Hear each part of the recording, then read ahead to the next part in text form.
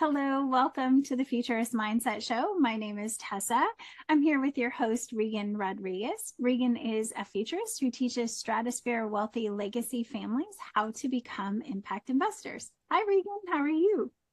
I'm doing better than I deserve, and I'm excited about introducing Anton and or Worldwide Initiative Africa. Wonderful. So on that note, Anton, I know when you and I first talked, one of the things that brought a commonality with us is the whole waste to energy. And you mentioned to me how this was a vision that you and you had for a while, right? And then from there, we then started talking about solar. So I would like for you to share kind of the big vision. Um, so tell us a little bit, if you will, Anton, about kind of where you've been in regards to this project, where you are today, and where you'd like to be once we get you fully funded. Yeah. Well, Regan, yeah, thanks for this. Again, my name Yes. is Anton. My surname is Oberholzer. I run a company called Worldwide Initiative, and it's Worldwide Initiative Africa for this and now. And it's an initiative that was born 15 years ago with me meeting somebody from the USA, a lady, a well-known architect. She worked for a company called HKS in the Yeah. States. And she had an initiative that she was driving, and as it says, worldwide initiative, and that is to look at infrastructure development per capita on a worldwide basis and bring that funding to each and every country, and then from there on, roll that out within 12 strategic columns, if I may, that holds up the whole business. So those columns would then be communication, infrastructure by means of roads, energy, water, agriculture, healthcare, and education, city and communication development. So there were these 12 bar graphs, or shall I say columns, that needed funding per capita. So for us then to invest into this business model for a worldwide business model. She asked me to put a team together, and we did the research how to spend $1 trillion if you had that per capita, and on what would you spend it if these 12 columns were the columns that hold up the funds, and how it then would flow into the different sectors that I've just mentioned, of which energy is one. Green energy is what we're talking about. So it took me 18 months to put all of that data together, which I then done. And make a long story short, she had taken that. I'd done that for 256 countries worldwide. And she had taken that and she presented that at the UN level and the G5 summit. And on both presentations, they received a standing ovation. Wow. So that's for the data, and obviously how that would then influence each and every country. But that in itself is for a very, very long conversation. But nevertheless, we had to start somewhere. With me being in South Africa, which is the south side, obviously, of Africa, we believe it's the Dubai of Africa. It is. It made it easy for me to start in South Africa by implementation. So that's why WIA stands for Worldwide Initiative Africa. Okay? And that's where I then started. I started by means of looking at a banking app. I developed a banking app, Regan. That banking Yes. app takes the unbankable and makes them bankable.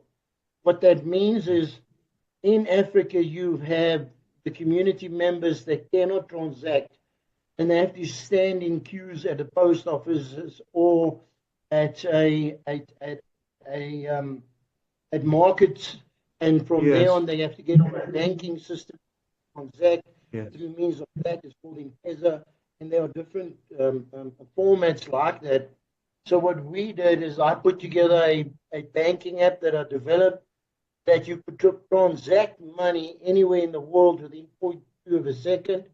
And we were then going to take the DRC, use that as a central hub, and then roll out this transaction money banking app within Africa by means of signing Africa, which is 32 countries, and then SADC, which is 54 countries, including South Africa. And I'd actually flown out, met with the president of the DRC, Robert Kabila at the time, met with the Reserve Bank governor, met with the Minister of Finance, and we were ready to go. And I then realized we have a huge shortage of energy in Africa. Okay, so we had the bank, we had the app, we had the DRC, we're ready to roll it out, but our clients didn't have devices, which is a mobile device, which me and you would call that, which is a phone. And from the phone, you need to charge it. If you can't charge that because there's no electricity, your business model doesn't really work. So I sort of let it lay for a while and said, okay, I've got that. I have the technology. I've painted it. It's mine. I own it. So let me then move on to the energy sector. And with that, speaking about that, renewable energy is somewhere we needed to go. And the whole world's moving that way. And I looked into that. And then I came across the waste to energy. That's how I then acquired what we call a PPA, a power purchase agreement. I have 8 of them. And those are, one of them is even for the city of Cape Town. That's how me and you met. It's for raising the funding for waste to energy of Cape Town. So why would waste to energy be so significant when it comes to the banking app?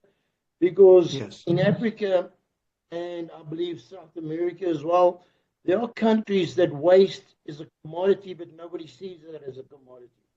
So it's laying around, it's get blown around by wind, and it gets thrown on the ground. But if someone can pick that up, and we can weigh it, quantify, scan it, and pay for the waste that's been collected on the banking app, I now have a employment tool that I can take the unemployed, the unbankable, and turn them into bankable clients that will transact as funds that they have as disposable income. And I have a job creation tool. And if I have that, I have a community participation tool. It's a very key word. And now I can get the community involved in any project that I'm doing within any municipality. So I developed that then and went further than that. I looked at the recycling industry when it comes to waste. Southern Africa, they have a very strong backbone, if I may use that word. And we collaborated with them. We joined forces with them. And we developed a system where our clients, or shall I say the unemployed, the unbankable, in this country, 32% of our people are unemployed. So those people can then automatically go to these collective points or drop-off points. They can take the waste there. The waste gets put in what we call a black bag, which is a utility bag for the waste.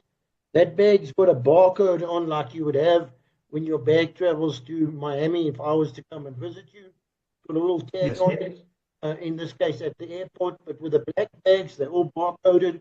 It's linked to the client and it's linked to his bank account. So he fills it up, it gets compressed, it gets scanned, it gets weighed, and immediately gets paid at that collection point. From there on, it gets collected and it goes to the waste to energy plant, and that's how the community participates by cleaning up their city, having a job creation tool, and then ultimately the bankable become bankable, unbankable become bankable.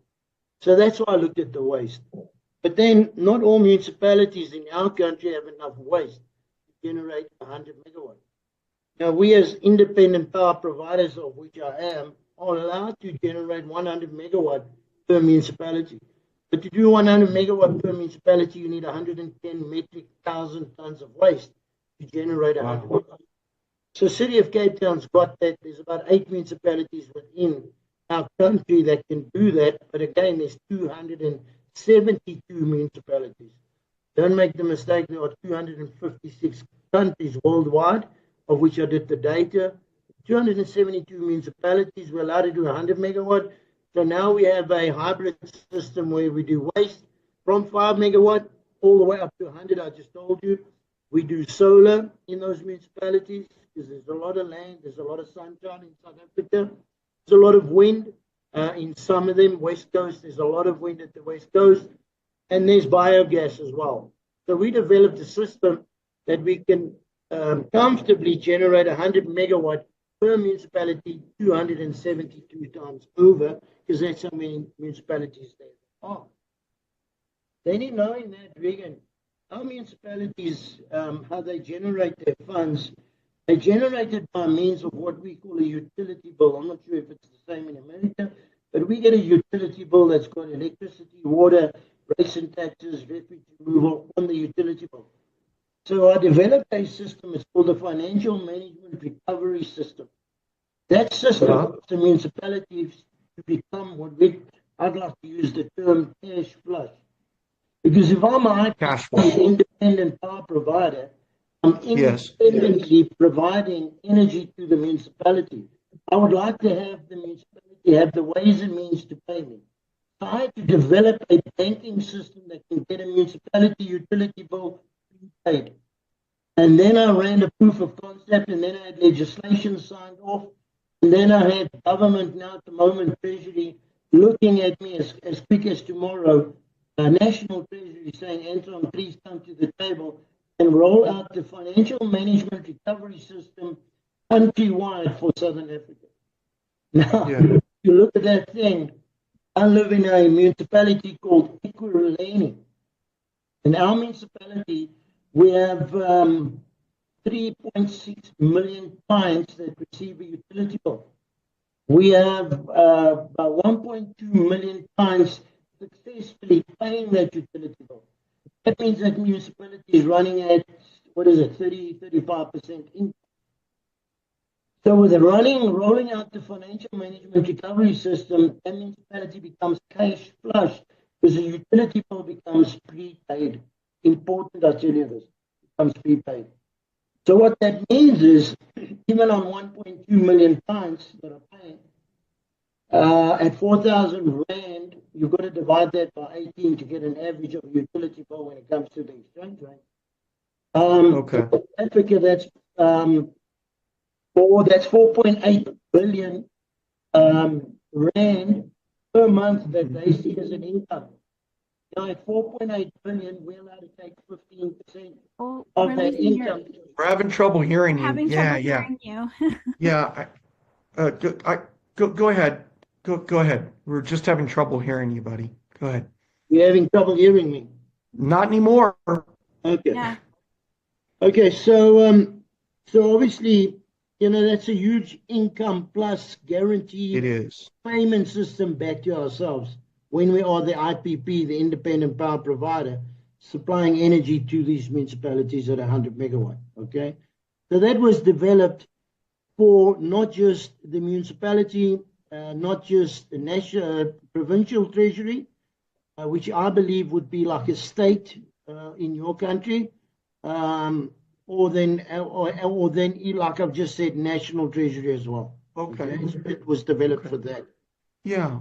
So in knowing that, then Reagan, what did I do? I then had to apply to all these different provinces and municipalities nationally and provincially to become an IPP, to eventually build a platform, if I may call it a pipeline of energy, that's going to be rolled out within this country as renewable energy. You guys have signed with me on Bapalani waste to energy, solar, and that's 550 megawatt. It's going to be rolled out in 5 years. And we're proud to obviously announce the fact that you guys are here, but that's 550 megawatt of 12,275 megawatts that we have to roll out in South Africa when it comes to green energy. Okay. Over and above that, I'll get back to that number now. Over and above that, I've been working on our neighboring countries. Okay. I've been working on our neighboring countries, Reagan. those neighboring countries have those countries are Namibia, Botswana, South Africa, obviously, as I've mentioned, Zambia, Mozambique, and Lesotho. In all these countries, because you're asking me WIA, in all these countries, we own the gas fields, we're developing the railway lines, we're developing the brand new banking structure. The same with Botswana, the coal mines in Botswana, the bank, the central bank, the brand new central bank is getting built now for with a trade platform on it, linked to it, with a vault, access to the free economic zone, right next to the airport, with a mint that's going to be printing the new currency for Africa. I'm running point with that thing as well. And so I can carry on to Zambia. We're doing a toll road in Zambia. Yeah. It is massive. But to get back to the energy, we've we're developed that. Yeah, we're now having trouble hearing you again, but I think you've provided a pretty good overview, Anton. Tessa, if you could just put up the brief overview, and you'll see here on the first perspective, this is how you investigate and look into a business. We put the vision. Go ahead and keep scrolling. You'll see then he provides the summary over here on the next page. And then we get into what the challenge are. Not a problem, it's a challenge. Why? Because as you see, they have a solution. And then from there, I like that they talked about competition. Sometimes I get people that they say, we don't have any competitors. No, you do. Okay. And it's okay to show that you have competition, because what do they show after that? They have a plan, right? And they have a good team behind them, which is what people are investing in. And then as we look at the milestones, we see what they've done and where they're at as the next steps. And then after that, we see the financials. So that is a good overview that all of you can see. And now from here, go ahead and kind of wrap up, speaking of the conclusion, and Perfect. You got it from here, Tessa. Thank you so much, Anton, for being with us today. Appreciate all of your insights. And if you'd like to find out more about this project or Reagan's other projects, you can go to fifthavenuecapital.com/portfolio and you can find them. So if you have any questions, feel free to reach out to Reagan, and you can always hit the bell to get to subscribe and get notifications when we go live. And we're live on Fridays at noon Eastern time. So thank you all so much for being here. We'll see you all next week.